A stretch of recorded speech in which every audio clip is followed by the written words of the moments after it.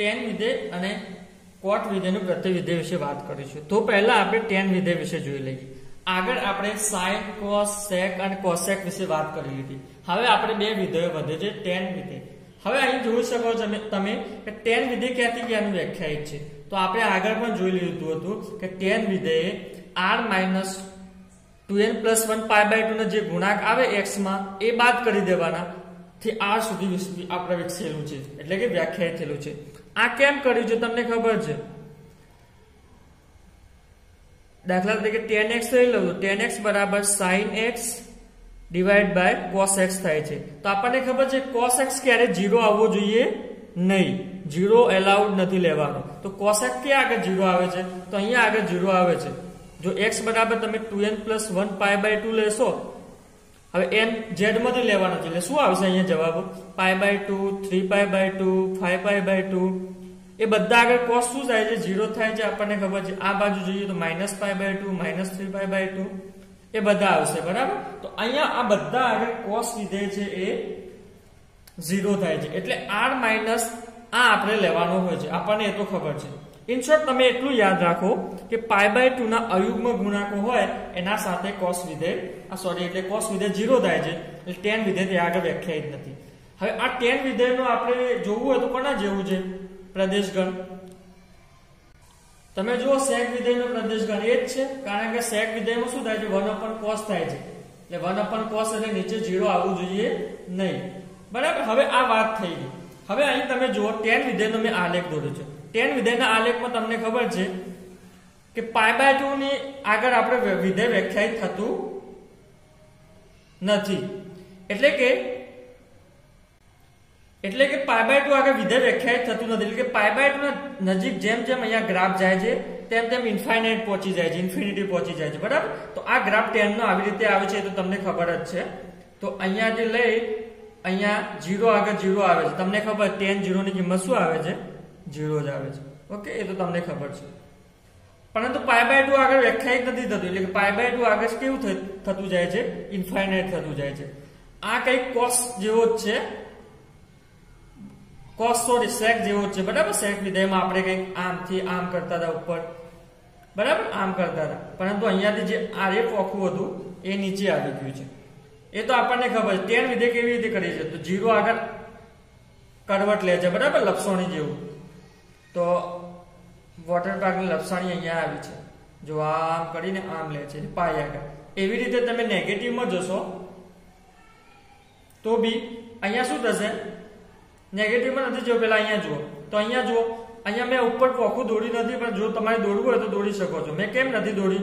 કારણ કે અહીંયા એક લીટી દોડવી પડે પાછી, તો અહીંયા ખાલી આપણે ટપકાથી દર્શાવી દઈએ કે આ કેવી રીતે જાય છે, બરાબર? આવી રીતે ગ્રાફ થાય છે। એવી રીતે અહીંયા જો નેગેટિવ,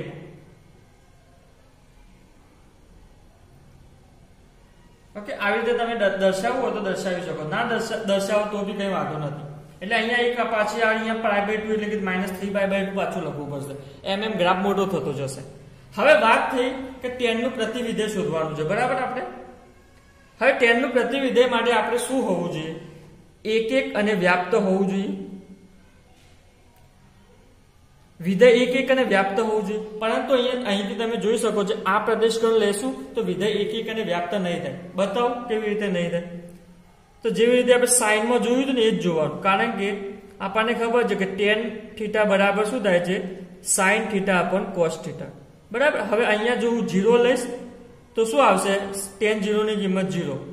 2π લઈશ તો ઉપર sin 2π આવશે, sin 2π ની કિંમત 0 જ આવે છે, બરાબર? તો અહીંયા તમે જોઈ શકો છો કે ગ્રેટર ધેન બને છે, એનો મતલબ શું થઈ ગયો કે અહીંયા આપણે આખો પ્રદેશ તો નહીં લઈ શકીએ। હવે વાત આવી આગળ આપણે કરતા હતા એ પ્રમાણે શું કરવું પડશે? કંઈક રિસ્ટ્રિક્શન લગાવવું પડશે, એટલે કે આખા પ્રદેશગણમાંથી થોડો આપણે પ્રદેશગણ લેવો પડશે। તો અહીંયા તમે થોડું હું તમને હિન્ટ જેવું આપું કે tan θ છે તો એનો શું છે? sin θ/cos θ છે, બરાબર? તો આનો આપણે કંઈક પ્રદેશગણ sin θ જેવો લઈએ તો કઈ પ્રોબ્લેમ નથી, બરાબર? તો sin θ માં આપણે ઇન્વર્સ વિધેય એટલે કે પ્રતિવિધેય કર્યું હતું, એમાં કેવો લીધો પ્રદેશગણ? તમને યાદ હોય તો -π/2 થી π/2 લીધો હતો, યાદ કરો, -π/2 થી π/2। પરંતુ અહીંયા માઇનસ પાઈ બાય 2 થી પાઈ બાય 2 માં શું લીધું હતું? આ ક્લોઝ ઇન્ટરવલ લીધો હતો. અંતરાલ કેવો લીધો હતો? બંધ અંતરાલ લીધો. એનો મતલબ શું થઈ ગયો કે અહીંયા છે ને વેલ્યુ પાઈ બાય 2 પણ લઈ શકાય અને માઇનસ પાઈ બાય 2 અને પાઈ બાય 2 બંને લઈ શકાય. પરંતુ તમે અહીંયા જો tan નો આલેખમાં શું થાય છે, જો પાઈ બાય 2 લઉં છું, પાઈ બાય 2 લઉં છું, શું થઈ જાય? ઇન્ફિનિટી થઈ જાય. તો વાંધો એમાં શું છે, tan માં પાઈ બાય 2 નથી લેતા, તો આપણા પાસે એક ઓપ્શન છે પાઈ બાય 2 નથી લેતા, તો આપણે શું કરી દઈએ, આ બીજો જે કૌંસ આવે છે ઓપન કૌંસ, બરાબર, જેને ઇંગ્લિશમાં આપણે ઓપન બ્રેકેટ કહીએ છીએ, એ લઈ લો. એટલે એનો મતલબ શું થઈ ગયો કે પાઈ બાય 2 જે અહીંયા આગળ ઇન્ફિનિટી પહોંચી જાય, જ્યાં આગળ આપણું વિધેય વ્યાખ્યાયિત નથી ત્યાં આગળ શું થાય છે, તે પોઈન્ટ આપણે લેતા જ નથી. બીજે બધે વ્યાખ્યાયિત છે. જુઓ અહીંયા minus pi by 2 pi by 2 મેં લીધો, અહીંયા આટલો એરિયા, એ આગળ બધા વ્યાખ્યાયિત છે, ક્યાં પ્રોબ્લેમ થતી નથી. ખાલી માઇનસ પાઈ બાય 2 આગળ આવી જાય તો ઇન્ફિનિટી પહોંચી જાય છે, અને પાઈ બાય 2 આગળ આવી જાય તો ઇન્ફિનિટી પહોંચી જાય છે, બરાબર. અહીંયા તમે આલેખથી જોઈ શકો છો કે જેમ જેમ અહીંયા આ આલેખ આમ જાય છે, આગળ જાય છે, પછી જેમ પાઈ બાય 2 ના નજીક આવવા જાય છે તેમ ઇન્ફિનિટી જાય છે, બરાબર. પાઈ બાય 2 ને અક્ષર તરત ઇન્ફિનિટી પહોંચી જાય, તો આપણને ખબર છે. એનો મતલબ અહીંયાથી તમે થોડું ઘણું હિન્ટ તરીકે યાદ રાખી શકો છો કે આ વિધેયનો tan વિધેયનો જો પ્રતિવિધેય શોધવું હશે તો એનો પ્રદેશ કંઈક અંશે સાઈન જેવો આવશે. પરંતુ સાઈનમાં શું કરતા હતા આપણે? બંધ અંતરાલ લેતા હતા, આમ લેતા હતા, બરાબર. પરંતુ અહીંયા પાઈ બાય 2 તો આપણે લેવાનો નથી, તો કઈ વાંધો નથી, ઓપન લઈ લઈએ, એટલે કે ખુલ્લો આ બ્રેકેટ લઈ લઈએ. ઓકે, તો એનો મતલબ શું થઈ ગયો, અહીંયાથી તમને ખબર પડી ગઈ કે tan વિધેય જો વ્યાખ્યાયિત કરવું પડશે તો ક્યાંથી ક્યાંનું થશે? માઇનસ પાઈ બાય 2 થી પાઈ બાય 2, અને સોરી ઓપન, અહીંયા તો r માં તો r જ રહેશે, બરાબર. હવે પાછો એ જ પ્રશ્ન થશે, કેવો આગળ, કે આ માઇનસ પાઈ બાય 2 થી પાઈ બાય 2 આગળ જ વ્યાખ્યાયિત કરી શકાય કે પછી કઈ બીજું આગળ લઈ શકાય? તો તમે જોઈ શકો છો કે માઇનસ પાઈ બાય 2 થી પાઈ બાય 2 ક્યાં આગળ છે? અહીંયા જુઓ, અહીંયા મેં દર્શાવું છું, અહીંયા માઇનસ પાઈ બાય 2 છે, અહીંયા પાઈ બાય 2 છે, અહીંયા આગળ છે. તો અહીંયા આગળ આ શું થાય છે, એક એકને વ્યાપ્ત થઈ જાય છે, બરાબર. આપણને ક્યાંય પ્રોબ્લેમ દેખાતી નથી. હવે એવું ને એવું ક્યાં બને છે? અહીંયા પણ બને છે, એટલે કે પાઈ બાય 2 થી અહીંયા 3 પાઈ બાય 2 આવશે, બરાબર. પાઈ બાય 2 થી 3 પાઈ બાય 2 આગળ પણ બને છે, એટલે કે હું શું લઈ શકું? માઇનસ પાઈ બાય 2 થી પાઈ બાય 2 લઈ શકું. આ બધા કેવા આવશે? આ કૌંસો આવશે. પછી પાઈ બાય 2 થી 3 પાઈ બાય 2 લઈ શકું. પછી આગળ જવું હોય તો અહીંયા 3 પાઈ બાય 2 થી આગળ શું આવશે? 5 પાઈ બાય 2. આ બધા લઈ શકું, આગળ પણ જેટલા સુધી જવું જઈ શકે, બરાબર. અને આ બાજુ જો રૂલમાં વાત કરીએ તો શું આવશે? માઇનસ 3 પાઈ બાય 2 થી પાઈ બાય 2, પરંતુ માઇનસ અહીંયા પણ, કારણ કે જો અહીંયા માઇનસ પાઈ બાય 2 છે, અહીંયા માઇનસ પાઈ બાય 2 છે, આ આપણું છે માઇનસ પાઈ, અને અહીંયા ક્યાંક આવશે માઇનસ 3 પાઈ બાય 2, બરાબર. તો એ પણ લઈ શકાય. એનાથી આગળ જવું તો પણ જઈ શકાય. હું ડાયરેક્ટ લખી દઉં છું, માઇનસ 5 બાય 2 થી 3 પાઈ બાય 2 માઇનસ. ઓકે, એ તો તમને ખબર છે, આમ પાછા જવું તો જઈ શકાય, બરાબર, જ્યાં સુધી જવું છે. એનો મતલબ કે આટલામાં તમે કોઈ પણ લઈ શકો છો. પરંતુ આપણે શું લઈએ છીએ અહીંયા? માઇનસ પાઈ બાય 2 થી પાઈ બાય 2 ઇન જનરલ લઈ લઈએ છીએ, એટલે કે આટલો એરિયા આપણે લઈ લઈએ છીએ, માઇનસ પાઈ બાય 2 થી પ્લસ પાઈ બાય 2. હવે તમને ખબર છે આને શું કહેવામાં આવે છે? મુખ્ય કિંમત વાળી શાખા. ઓકે, મુખ્ય કિંમત વાળી શાખા, એ તો તમને ખબર જ છે. ઓકે, હવે વાત આવી આટલાની તમે કોઈ પણ લઈ શકો છો. હવે વાત આવી tan ઇન્વર્સ, એટલે કે tan નું પ્રતિવિધેય. તો tan નું પ્રતિવિધેય ક્યાંથી ક્યાંનું હશે? tan inverse. તો તમને ખબર છે આ અહીંયા આગળ આવી જશે, એટલે કે હું અહીંયા લખું r થી લઈને ઇન જનરલ વાળું જ લખવું તો ઇન જનરલ વાળું લખી શકો, માઇનસ પાઈ બાય 2 થી પાઈ બાય 2 સુધી હોય છે. અથવા તો tan ઇન્વર્સ એ r થી લઈને આ બધા સુધી, આ નીચે લખ્યું ને એ બધા સુધી, અથવા તો એ બધામાંથી કોઈ પણ એક લઈ શકો છો, બરાબર. તો ઇન્વર્સ વિધેય આપણે જે લખીએ છીએ tan નું પ્રતિવિધેય, એ આવી રીતે વ્યાખ્યાયિત થાય છે. ઇન જનરલ આપણે r થી માઇનસ પાઈ બાય 2 થી પાઈ બાય 2 લઈએ છીએ ખાસ કરીને, બરાબર. હવે વાત તો હવે પતી ગયું અહીંયા સુધી, તો હું આ વસ્તુ રબ કરી દઉં છું. બરાબર. હવે આ અને આમ કરી દઈએ. હવે આપણે શું કરવાનું છે, tan વિધેય વાળી tan નું ઇન્વર્સ શોધવાનું છે. તો tan નું ઇન્વર્સ માટે આપણે ટ્રીક ઉપર આવી જાઓ. શું કરવાનું, અહીંયાથી શું કરવાનું, ધક્કું મારવાનું. અહીંયાથી ધક્કું મારવાનું અને પછી અરીસો મૂકી દેવાનો. તો અહીંયાથી ધક્કું મારીશું તો જુઓ અહીંયા આ x અક્ષ છે અને આ y છે. એ y વાળી x થઈ જશે અને x વાળી y થઈ જશે. બરાબર. તો હું અહીંયા ડ્રો કરું છું.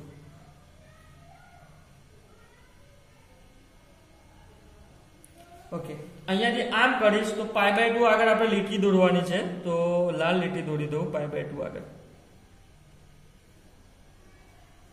π/2 આગળ પછી દોરવાની છે આપણે 3π/2 આગળ, એટલે થોડી મોટી દોરી દઈએ. અહીંયા 3π/2 એના આગળ લીટી દોરવાની છે. પછી આગળ દોરવાની જરૂર પડશે તો દોરશું. બરાબર. હવે નીચે આવી જઈએ. નીચે ખાલી એક જ છે આઈ થિંક, -π/2 આગળ. બરાબર. તો -π/2 અહીંયા દોરી દઈએ.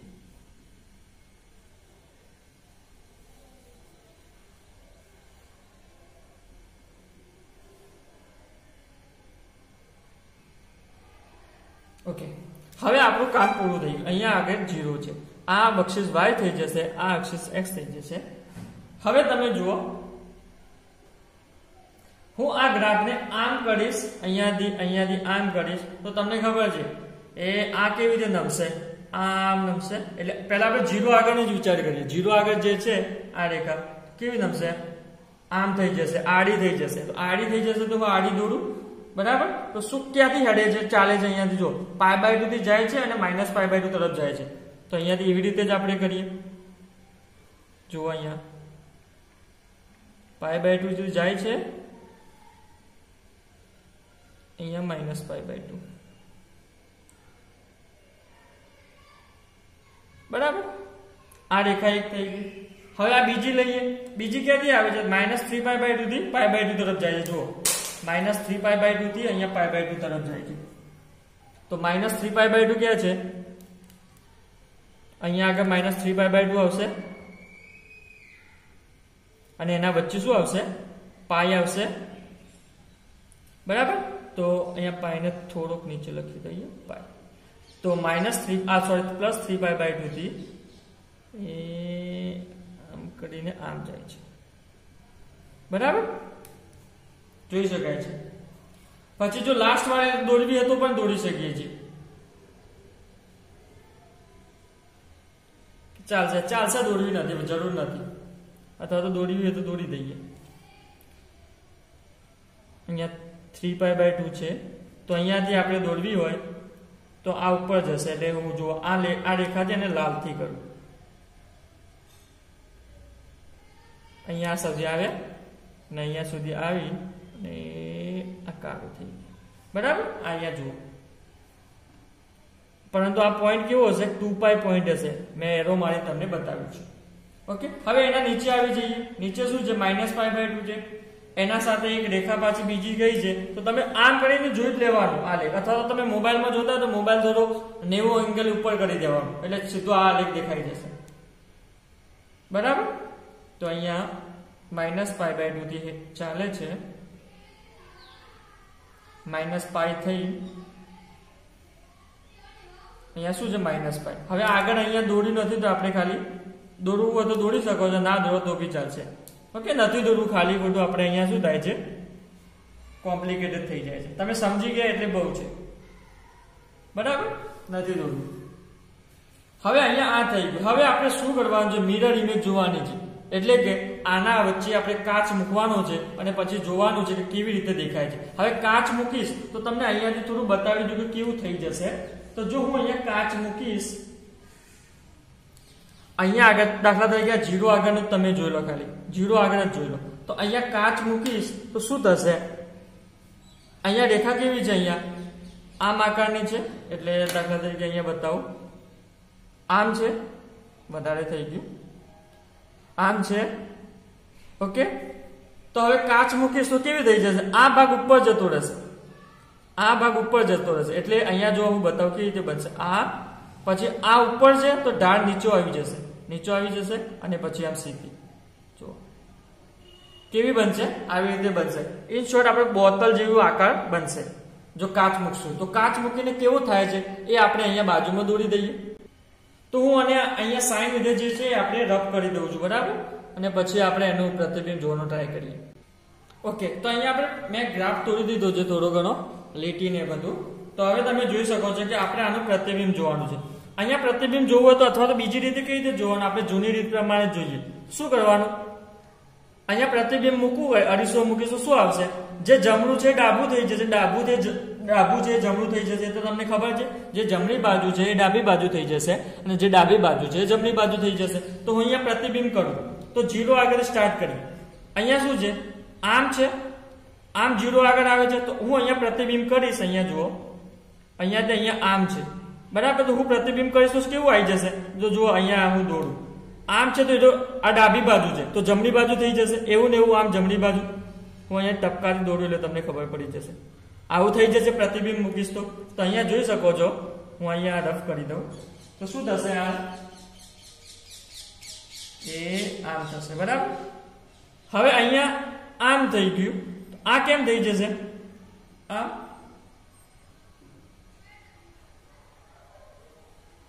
જોઈ શકો છો તમે, બરાબર. કારણ કે જમણી બાજુ છે ડાબી બાજુ મૂકી દેવા છે, જે ડાબી બાજુ છે જમણી બાજુ મૂકી દેવા છે. હવે અહીંયા જુઓ તમે, શું છે, જમણી બાજુ આ નીચે છે તો ડાબી બાજુ પર નીચે મૂકી દઈએ. જમણી બાજુ છે આ તો એને ડાબી બાજુ મૂકી દઈએ. તો ડાબી બાજુ મૂકશું,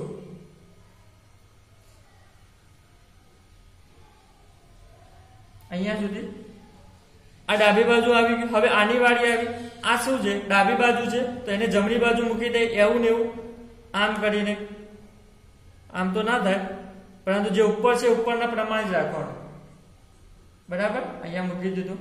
થોડોક જો અહીંયા સ્ટેન્ડનો આલેખ કાઠો પડે છે, કારણ કે પેલા અંદર વાટકા હતા તો આપણે સીધું થઈ જતું હતું, આમનું આમ થઈ જતું હતું. પરંતુ અહીંયા ટેનનું છે, અહીંયા જે લપસણી છે થોડી કાઠી પડે છે. અથવા તો તમે જુઓ આખું ઊંધું થઈ જાય. અરીસામાં આપણે જોઈએ શું થાય, જમણું એ ડાબું થઈ જાય, ડાબું જમણું થઈ જાય, એટલે કે આખું ઉલટું થઈ જાય. તો બીજી રીતે તમે વિચારો, અહીંયા ઢાળ કેમ છે લપસણીનો, આપણે લપસણીનો ઢાળ કેમ છે, આમ છે, બરાબર. તો હવે એનો ઉલટો ઢાળ કેવી રીતે થશે, એ આમ જ થશે. તો જુઓ અહીંયા આમ ઉલટો ઢાળ થાય છે. ઉલટું વિચારવું હોય તો એવી રીતે વિચારી શકો. એક શોટ અરીસો મૂકશું તો કેવું દેખાશે, આવો દેખાશે, બરાબર.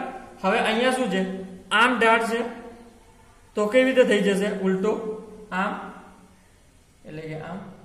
ઓકે, જે પ્રમાણે આપણે કાચમાં આગળ કરતા હતા એ પ્રમાણે જ કરવાનું છે કે અરીસો મૂકવાથી જે ડાબું છે જમણું થઈ જાય, જમણું એ ડાબું થઈ જાય. તો ટેન અને કોટમાં પણ આવું જ થશે. તો કોટમાં અને ટેનનો આલેખ જેવા જ છે, આપણને ખબર છે એમાં ઢાળ આવે છે, લપસાણી આવે છે. તો લપસાણીમાં શું કરવાનું, ઢાળ આ બાજુ હોય તો કેવી રીતે બનાવી દેવાનું, આ બાજુ બનાવી દેવાનું ટેન ઇનવર્સનો, બરાબર. હવે અહીંયા આવી જઈએ, અહીંયા તો પૂછડું આ બાજુ છે એટલે ઢાળ અહીંયા પડે છે, અહીંયા તો પાછું અહીંયા આપણે દોરી દઈએ તો એની પ્રતિબિંબ મળી જશે આપણને. લાલ કાળીનો યુઝ કરી લઈએ, બરાબર. તો -π આગળ આપણને મળી ગયું. હવે તમે અહીંયા જોઈ શકો છો આ શું છે, tan ઇનવર્સ છે, બરાબર. tan ઇનવર્સ આપણે ફાઇન્ડ કરી દીધું. પરંતુ આપણને ખબર છે કે -π/2 થી π/2 શું છે, મુખ્ય કિંમત વાળી શાખા છે. તો આપણે એને થોડું ડાર્ક કરી દઈએ, બીજું કંઈ કરવાની જરૂર નથી, બરાબર. અહીંયા ડાર્ક કરી દઈએ. ઓકે, તો આ થઈ ગયું tan ઇનવર્સ. હવે આપણે એઝ યુઝ્યુઅલ આપણે રોજ જોતા હતા પ્રતિબિંબ તમને એપ્લિકેશનમાં બતાવી દઉં. આ આલેખનું અહીંયા બતાવી દઉં. અને મેં તમને આગળના લેક્ચરમાં પણ ક્લિયર કર્યું હતું કે તમે જ્યારે એક્ઝામમાં લખો તો આ આલેખને લખતા નહીં, અંદર દોરતા નહીં, બરાબર. કારણ કે આ તો સમજવા માટે જ આપણે દોરીએ છીએ કે કેવી રીતે પ્રતિબિંબ આવે છે, બરાબર. તો આ આલેખને તમારે દોરવો નહીં, દોરો તો બી પછી આપણે રફ કરી દેવાનું. ઓકે, તો તમારે ડાયરેક્ટ કદાચ પૂછે કે tan વિધેયનું પ્રતિવિધેય વિશે સમજાવો તો એમાં તમારે ગ્રાફ દોરવો પડે, બધું દોરવું પડે.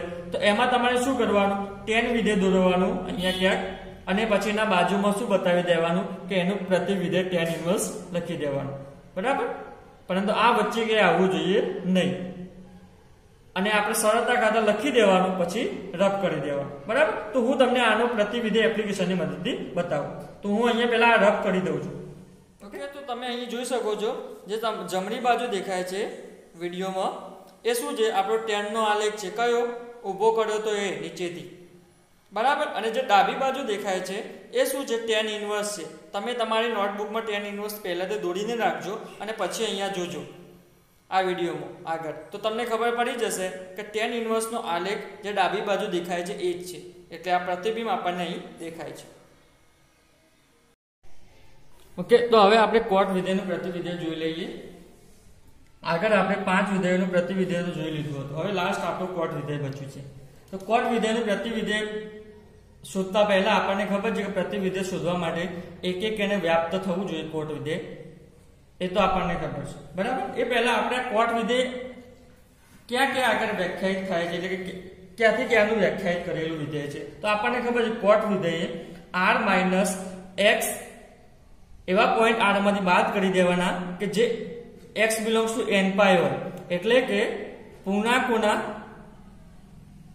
પાઈના પૂર્ણાંક ગુણાંકો હોય, એટલે કે 1 પાઈ 2 પાઈ 3 પાઈ -1 પાઈ -2 પાઈ, એટલે પૂર્ણાંક ગુણાંકો હોય પાઈના. એ પોઈન્ટ ના લેવાના, એના સિવાયના આપણે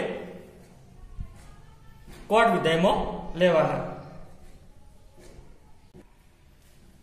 તો અહીંયા n પાઈ વાળા મલ્ટીપ્લાય વાળા લેવાના નથી. તો અહીંયા મેં પહેલા તો તમે જોઈ લો સાઇન વિધેય, અહીંયા મેં ગ્રાફ દોર્યો છે સાઇન વિધેય, સોરી કોટ વિધેયનો. તો કોટ વિધેયનો આલેખ કેવી રીતે આવે છે ગ્રાફ અહીંયા જોઈ શકો છો તમે, બરાબર.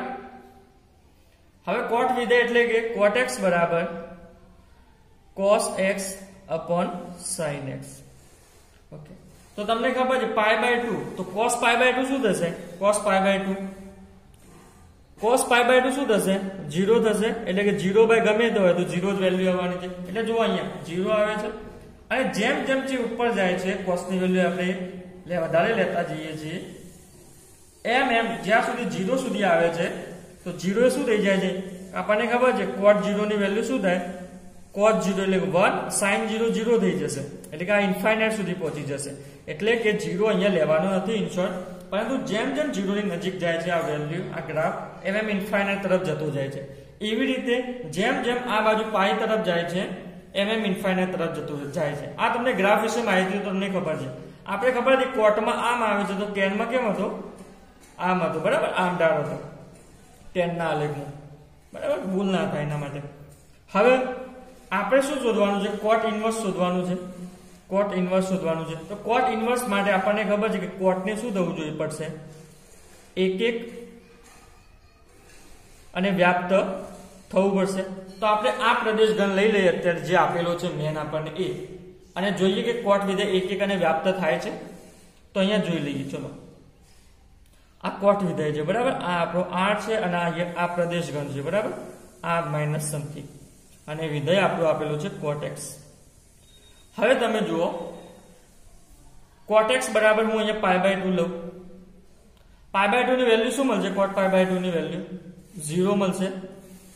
એવી રીતે 3π/2 લ્યું તો શું મળશે, 0 મળશે. એવી રીતે 5π/2 લ્યું તો પણ શું મળશે, 0 મળશે. એ આપણને ખબર છે. એનો મતલબ શું થઈ ગયો, અહીંયા શું બને છે, ગ્રેટર ધેન બને છે, દેખાય છે કે. તો આપણે કહી શકીએ કે આ વિધેય 1 છે નહીં, એટલે વ્યાપ્ત ચેક કરવાની કઈ જરૂર છે નહીં. એટલે કે વ્યસ્ત આ પ્રતિવિધેય તો એનું આપણે ફાઇન્ડ નહીં કરી શકીએ, બરાબર. પ્રતિવિધેય અહીંયા ના શોધી શકાય. તો હવે આગળ આપણે દાખલામાં કરતા હતા એ પ્રમાણે કંઈક રિસ્ટ્રિક્શન લગાવવું પડશે કોટ વિધેય ઉપર. કોટ વિધેયનો જે પ્રદેશ ગણ છે અહીંયા એના પર કંઈક રિસ્ટ્રિક્શન લગાવવું પડશે, બરાબર. એટલે કે આપણે કોઈ પોર્શન લઈ લઈએ, એના માટે કરીએ આપણે 1 અને વ્યાપ્ત, બરાબર. તો અહીંયા આપણે કોટ વિધેયમાં, તો કોટ બરાબર આપણને ખબર છે શું થાય છે, cos x upon sin x.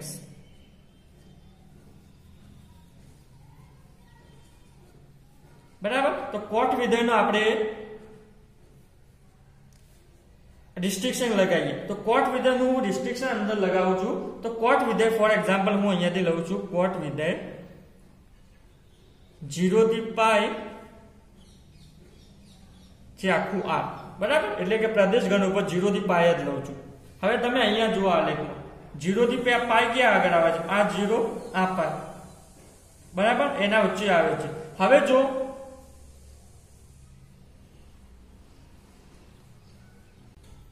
તો અહીં આપણે કોટ વિધેય લીધું છે 0 થી પાય, તો 0 થી પાય અહીંયા સુધી છે.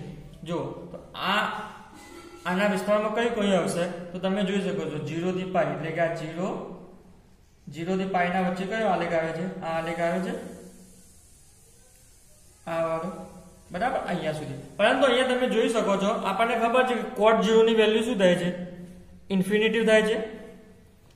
કોટ 0 બરાબર ઇન્ફિનિટિવ થાય છે અને કોટ પાઈ બરાબર પણ ઇન્ફિનિટિવ થાય છે. એટલે આપણે જુઓ અહીંયા ખુલ્લો અંતરાલ લીધો છે, અહીંયા 0 અને પાઈ લીધા નથી. એટલે કે આના 0 અને પાઈના વચ્ચે જેટલા પણ એલિમેન્ટ આવે છે એ એલિમેન્ટ લીધા છે આપણે કોટના પ્રદેશગણમાં. તો હું અહીંયા જે આપણો પહેલો વાળો પ્રદેશગણ હતો મેં એ હું રફ કરી નાખું છું અને પ્રતિ વિધેય માટે આપણે જે કોટનો પ્રદેશગણ લખવાનો છે એ લખી દઉં છું, બરાબર. તેથી અહીં શું કહી શકાય કે કોટ વિધેય ક્યાંથી ક્યાંનું છે? 0 થી પાઈ થી r નું છે. તો અને તો જ એક એક અને વ્યાપ્ત થશે. કારણ કે અહીંયા તમે જોઈ શકો છો કે એક એક અને વ્યાપ્ત 0 થી પાઈ ના વચ્ચે તમે કોઈ પણ એલિમેન્ટ લેશો, અહીંયા દાખલા 0.1 લેશો તો બી અહીંયાથી જે એનું પ્રતિબિંબ મળશે, અહીંયા 0.1 હોય તો એનું પ્રતિબિંબ ક્યાંક અહીંયા મળે, બરાબર, અહીંયા ક્યાંક મળશે. તો અહીંયા મળશે એક જ મળશે, બીજું કઈ નહીં મળે.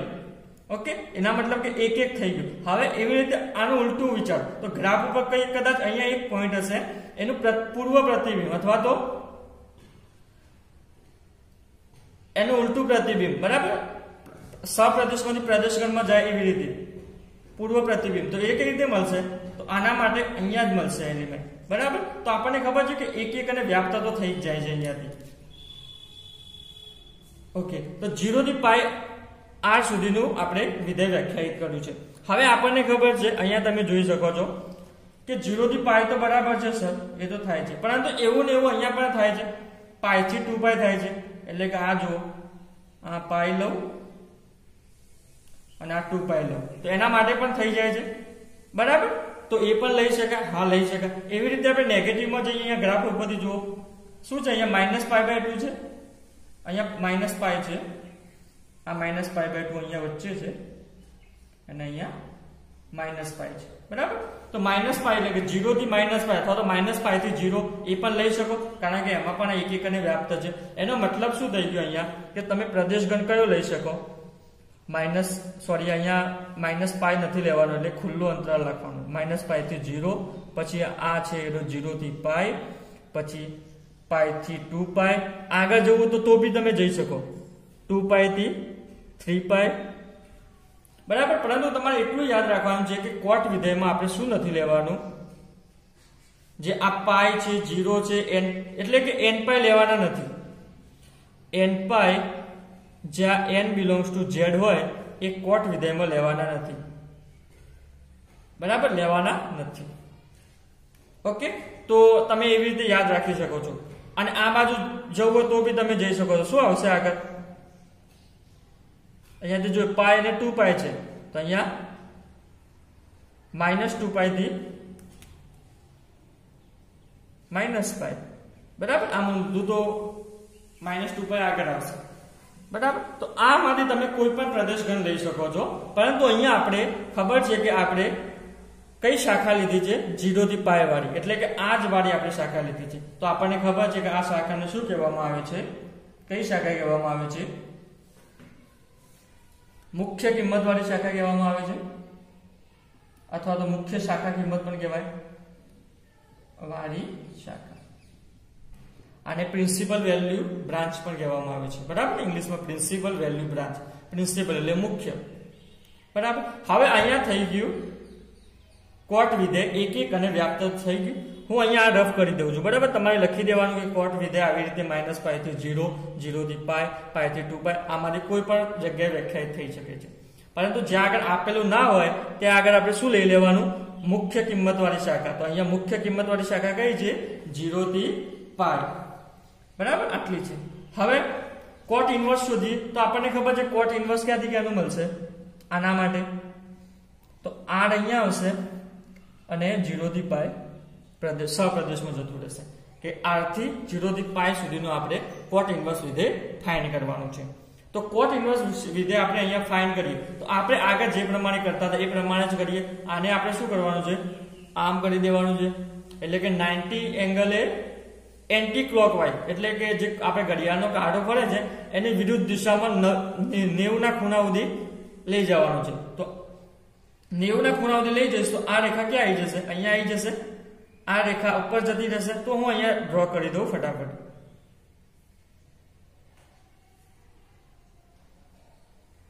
ઓકે, તો આ અહીંયા મેં ખાલી ગ્રાફનો જે ઉપર છેલ્લું આવે એ દોરી દીધું છે, બરાબર. અહીંયા તો આ રેખા કઈ થઈ જશે?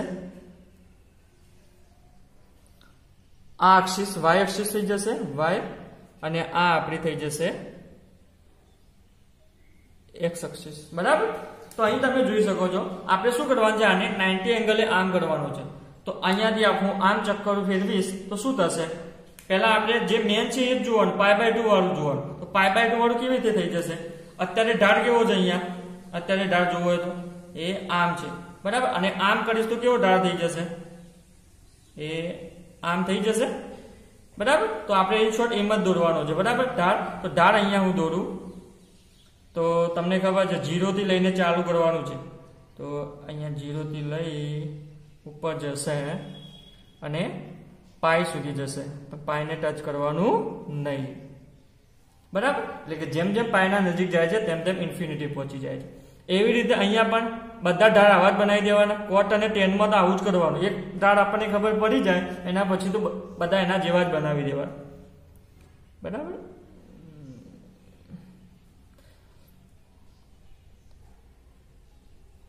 Okay, fine. પછી અહીંયા પણ એવું જ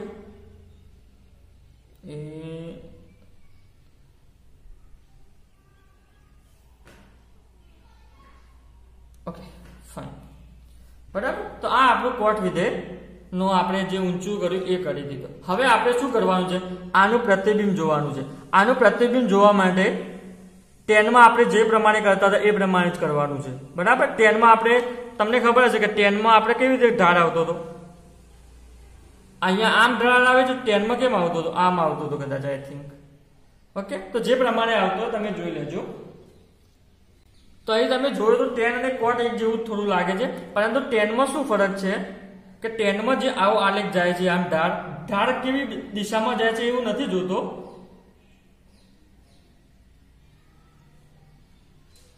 પરંતુ જે પ્રમાણે ઢાળ જાય છે એ પ્રમાણે વાત કરીએ તો 10 વિધેય 0 માંથી નીકળે છે. અહીંયા જો 10 વિધેય, આ કોટ વિધેય શામાં નીકળે છે? π/2 માંથી નીકળે છે, 3π/2 માંથી નીકળે છે, અને -π/2. પરંતુ 10 વિધેય શામાંથી નીકળે છે 0 થી π માંથી, 2π માંથી, -π માંથી, બરાબર. કારણ કે આપણે જે 10 વિધેય છે 10 બરાબર શું થાય છે? sin π upon cos π, sorry sin x upon cos x. તો આપણને ખબર છે કે પાઈ પાસે એને કઈ વાંધો આવતો નથી, તો પાઈ માંથી નીકળી શકે, 0 માંથી નીકળી શકે. પરંતુ કોટ વિધેયને જો આપણે પાઈ માંથી નીકળવા જશું તો cos upon sin છે, તો sin પાઈ ની વેલ્યુ શું થઈ જશે? 0 થઈ જશે. એટલે આપણે આને નીકાળી શકશું નહીં. તો હવે આપણે કોટ વિધેયનું પ્રતિબિંબ જોઈએ, એટલે કે એનો ઇન્વર્સ આલેખ. ઇન્વર્સ આલેખ માટે આપણને ખબર છે જે આ આલેખ દોર્યો છે એનો મારે પ્રતિબિંબ જોવાનું છે. તો હું આ આલેખને રબ કરી નાખું છું, બરાબર. ઓકે, તો અહીંયા મેં આ બાજુમાં ડાયાગ્રામ દોરી દીધો છે. હવે આપણે આનો પ્રતિબિંબ જોવાનું છે. પ્રતિબિંબ માટે અહીંયા જુઓ, એક બીજી રીતે જોઈએ. આપણે આગળ વાટકી વાળું જોતા હતા એ પ્રમાણે જ જોઈએ. તો અહીંયા જુઓ, વાટકી આ બને છે, એ બનાવવાની નહીં, બને તો ખાલી જાણવા માટે બનાવું છું. આ વાટકી અહીંયા બને છે, બરાબર. આ વાટકી અહીંયા બને છે, લાલ પેનથી મેં બનાવી, ટપકાથી. ઓકે, તો એ વાટકી આમ બને છે. તો આપણને ખબર છે પ્રતિબિંબ જોવા માટે આ વાટકીને શું કરવાનું? આમ મૂકી દેવાની અહીંયા. એટલે કે જો અહીંયા આગળ આમ વાટકી છે તો એ વાટકી અહીંયા આમ ઊંધું પ્રતિબિંબ થઈ જશે, બરાબર. આમ એટલે કે અહીંયાથી આમ આવશે. આ એરો અહીંયા આમ છે તો આ બાજુ આખું ઉલટો થઈ જશે તો આમ આવશે, બરાબર. તો આપણે અહીંયાથી સ્ટાર્ટ કરીએ π/2 થી. તો π/2 ને ચલો આ જ જોઈ લઈએ. તો અહીંયા શું છે? તો અહીંયા આગળ આવશે આ, બરાબર. હવે આ તો થઈ ગયું. હવે એને વિરુદ્ધ દિશા વાળું પણ જોઈ લઈએ સાથે સાથે. એટલે કે અહીંયા 3π/2 વાળું છે ને એ જ જોઈ લઈએ. તો અહીંયા જુઓ, આ હું રફ કરી દઉં છું, બરાબર. તો અહીંયા વાટથી આમ છે તો આ બાજુ આવશે તો એમ ને એમ જુઓ આમ થઈ જશે, એટલે કે આ ઉપર વાટ જેમાં આગળ છે એ તો આપણે લેવાનું નથી કારણ કે લાલ પેન વાળું છે, બરાબર, એને લેવાનું નથી, આ અંગૂઠા વાળું ખાલી લેવાનું છે. તો અંગૂઠા વાળું લઈ લઈએ તો અંગૂઠા વાળું શું આવશે નીચે. ઓકે, એવી રીતે આપણે બીજા માટે પણ જોઈ શકીએ છીએ. શું છે અહીંયાથી હું લાલ પેન વાળું કરી દઉં તો જે લાલ વાળું છે આપણે લેવાનું નથી, ખાલી સમજવા માટે જ લખીએ છીએ. અહીંયા આ આમ છે પ્રતિબિંબ, આ સોરી મેન આલેખ, તો એનું પ્રતિબિંબ કેમ મળશે આમ અવળું.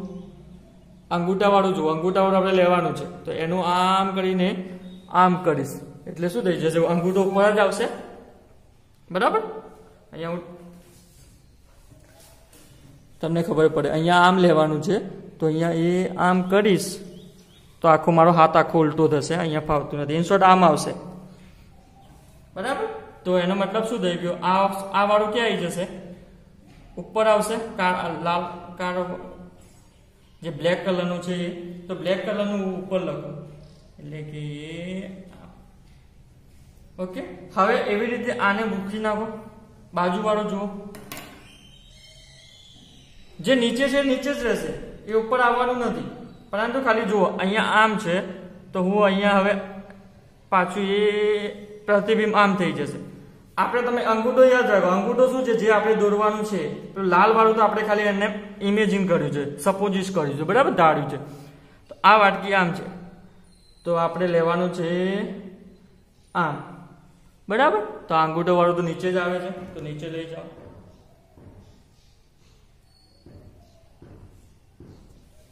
ઓકે, એવી રીતે તમે થર્ડ વાળું પણ કરી શકો છો, પરંતુ તમારે એ ધ્યાન રાખવાનું કે અહીંયા π/2 માંથી જાય છે તો અહીંયા પણ π/2 માંથી જ જશે, પછી પાઈમાંથી ના કાઢી દેતા.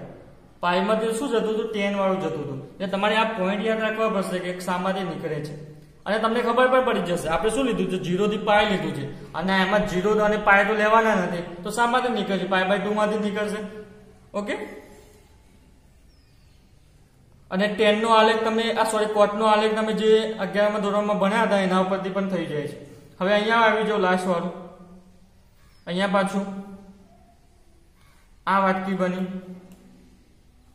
આ વાટકી અંગૂઠો યાદ રાખો જે આપણું મેન છે, બરાબર. હવે એને આમ કરીને આમ કરવાનું છે, એટલે અહીંયા અંગૂઠો યાદ રાખો, અંગૂઠો ક્યાં આવે છે ઉપર આવે છે તો ઉપર લઈ જાઓ.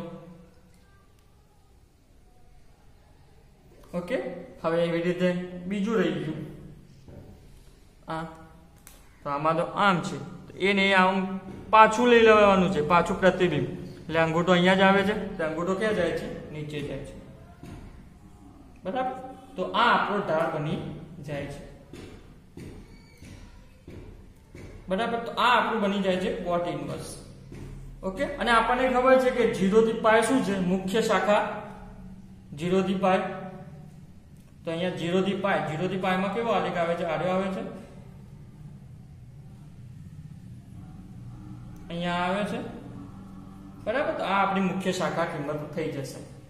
ઓકે, તો તમે શું કરજો અહીં કે આ બધા ગ્રાફ છે ને એક બાજુ ડ્રો કરી નાખજો, સાઇન થી લઈને cot સુધી. પહેલા તો તમે નોટ્સમાં તો જે નંબર વાઇઝ મેં ચલાવ્યું એ પ્રમાણે તમે નોટ ડાઉન કરશો જ, પરંતુ એના પછી પણ એક બાજુ લખી દેજો બધા એક જ સાથે, એટલે કન્ફ્યુઝન ના થાય. કારણ કે તમે જો cot અને tan નો આલેખ સેમ ટુ સેમ જ છે, બરાબર. એમાં તમને કન્ફ્યુઝન થઈ શકે છે, એટલો બધો ડિફરન્સ નથી એમાં. અને પછી cos અને sec નું લઈ લો, અથવા તો cosec નું લઈ લો, અથવા તો sec નું લઈ લો, sin અને cos નું લઈ લો, એનો પ્રતિવિધેયનું શું છે બધા સરખા જેવા લાગે. એટલે તમે એક બાજુ ડ્રો કરી દેશો બધા બે પેજમાં નોટબુકના વચ્ચેથી, તો બધા ફટાફટ તમને કોઈ પણ ટાઈમે કદાચ કન્ફ્યુઝન થશે તો તરત જોઈ લેવાનું, તો કઈ પ્રોબ્લેમ રહેશે નહીં. ઓકે, તો હવે આપણે તમને એક વસ્તુ તો બતાવવાની રહી ગઈ અહીંયા કે આનું પ્રતિવિધેય પેલું એપ્લિકેશનની મદદથી. તો કે તો હું આને રફ કરી દઉં છું અહીં, તો એપ્લિકેશનની મદદ તમને બતાવી શકું. તમે અહીં જોઈ શકો છો જે જમણી બાજુમાં છે એ આલેખ જુઓ ઊભો કરેલો છે, અહીંયા ટપકા ટપકા જેવું દેખાય છે જમણી બાજુ જુઓ, જે લાલ કલરના ટપકા થોડા થોડા આપણે કર્યા હતા એવું રફ નથી કર્યા મેં અત્યાર સુધી, તો એ દેખાય છે જુઓ જમણી બાજુ. અને ડાબી બાજુ જુઓ એનો શું દેખાય છે પ્રતિવિધેય, એટલે કે tan cot ઇન્વર્સ દેખાય છે, બરાબર. તમે જો તમે તમારી નોટબુકમાં અને કોટ ઇન્વર્સ પહેલા ડ્રો કરી દેજો અને પછી આ વિડીયો જોજો. જે તમારી ડાબી બાજુ દેખાય છે એ અને તમારી નોટબુક્સમાં લખ્યું છે એ બંને સરખું છે કે નહીં, સરખું જ હશે. બરાબર?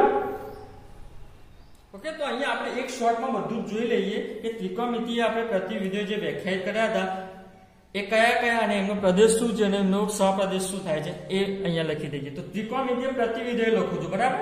સાઇન ઇન્વર્સ લખું છું. તો સાઇન ઇન્વર્સ આપણને ખબર છે એનો પ્રદેશ ગણ શું થઈ જાય છે? -1 થી 1, -1 થી 1, અને સહપ્રદેશ શું થઈ જાય છે? -π/2 થી π/2. બરાબર? અહીંયા સાઇન ઇન્વર્સ લખ્યું છે, મેં સાઇન નથી લખ્યું. બરાબર? આગળ આપણે શું કરતા હતા, તમે અહીંયા કન્ફ્યુઝન ના થાય એના માટે કહી દઉં છું. તો સાઇન વિધેય આપણે ક્યાંથી ક્યાં વ્યાખ્યાયિત કર્યું હતું?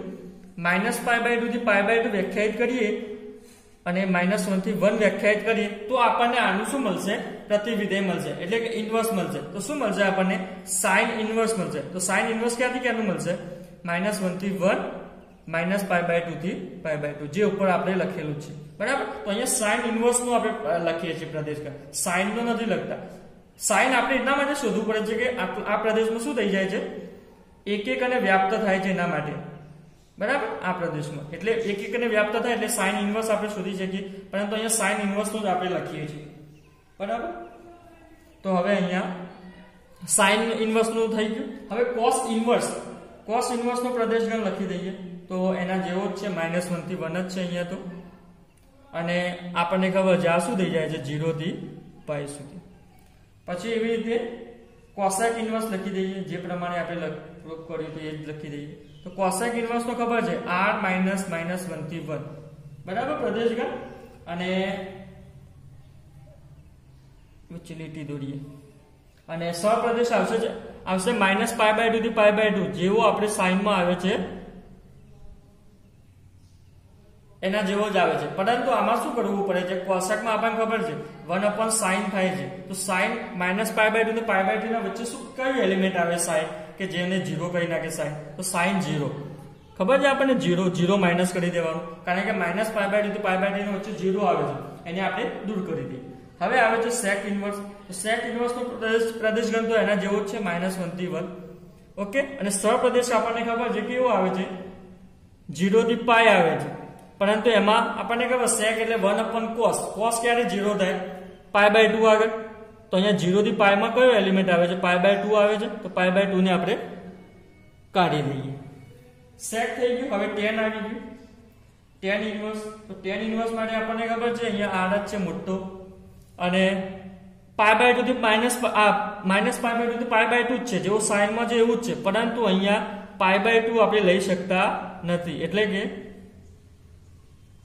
ખુલ્લો અંતરાલ આવશે, કારણ કે π/2 જોડે આપણે ખબર છે કે tan વિધેય કેવી રીતે આલેખ આવે છે? આમ π/2 જોડે આમ થઈ જાય છે, એટલે π/2 જોડે શું થઈ જાય? ઇન્ફિનિટ થઈ જાય છે, એટલે આપણે એ લેવાનું નથી. એવી રીતે cot ઇન્વર્સ r થી અહીંયા પણ 0 થી π. કોના જેવો? sin જેવો, આ cosec જેવો, cos જેવો. બરાબર? આ કોઠો તમે યાદ રાખી લેજો.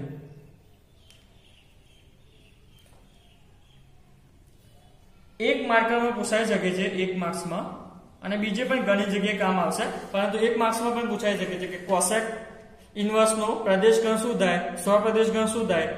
બરાબર? તો તમે એક માર્કર માટે તમે યાદ કરી શકો છો.